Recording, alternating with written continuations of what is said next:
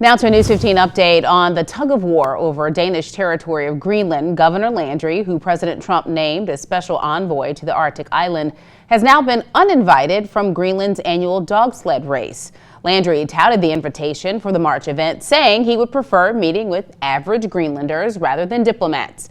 But in the wake of growing tension between the Trump administration and the Danish territory, the tourism company that invited Landry has rescinded that invite. President Trump has said acquiring Greenland is essential for U.S. interest in that region, and he's indicated he will seize Greenland by force if necessary.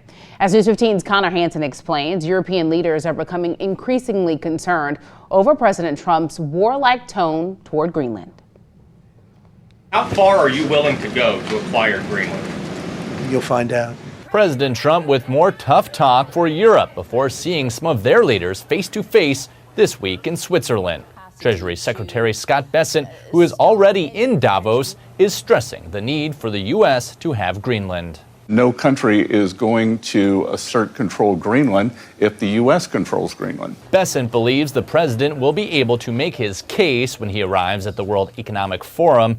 Democrats are calling Trump's approach reckless. I feel embarrassed for our country. We're taking the 70-year alliance with NATO, which has been the strongest alliance America's ever had, and potentially put it in jeopardy. Meantime, European leaders are slamming the proposed 10% tariffs on countries that oppose the Greenland takeover.